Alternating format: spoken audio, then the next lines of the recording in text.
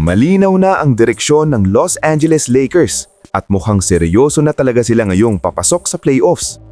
Sa kanilang dominanting panalo kontra Phoenix Suns, hindi lang basta panalo ang nakuha ng Lakers, sinigurado rin nila ang kanilang pwesto sa top 4 ng Western Conference. Pero ang mas malaking tanong, hanggang top 4 lang ba o kaya bang makatawid sila sa West Finals? Ito ang pag-uusapan natin ngayon. Tinapos ng Lakers ang Suns sa score na 101-73.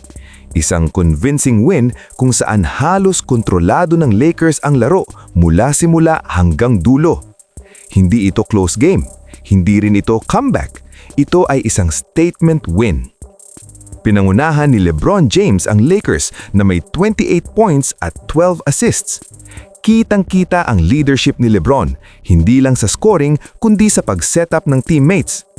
Tahimik pero kontrolado ang laro niya. Hindi siya nagmadali, pinili niya ang tamang pagkakataon para umatak. Malaking tulong din ang ibinigay ni Luke Kennard na may 19 points. Importante ito dahil nagbibigay siya ng spacing. Kapag may ganitong outside threat ang Lakers, mas nagiging mahirap silang depensahan. Nagkakaroon ng mas maraming driving lanes para kina LeBron at sa ibang attackers. Nag-ambag din si Rui Hachimura ng 13 points. Consistent ang role niya bilang secondary scorer. Hindi man headline grabber pero mahalaga ang scoring niya para hindi lang iisang player ang inaasahan ng Lakers. Samantala, si DeAndre Ayton ay may 10 points. Hindi mataas sa scoring pero ramdam ang presence niya sa loob. Defense, rebounds at interior control. Ito ang mga bagay na mahalaga lalo na papasok sa playoffs. Dahil sa panalong ito, assured na ang Lakers ng at least number 4 seed sa first round. Malaking bagay ito dahil magkakaroon sila ng home court advantage. Ibig sabihin, mas pabor sa kanila ang schedule at crowd support. Pero hindi pa dito nagtatapos ang usapan. May posibilidad pa na umangat sa number 3 seed ang Lakers. Mangyayari lang ito kung matatalo nila ang Utah sa susunod na laro at sabay na matalo ang Denver sa San Antonio.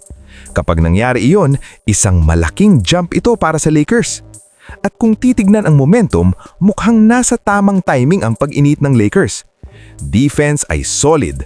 Ball movement ay maayos at higit sa lahat mukhang healthy ang core players nila. Ito ang klase ng performance na gusto mong makita bago pumasok sa playoffs.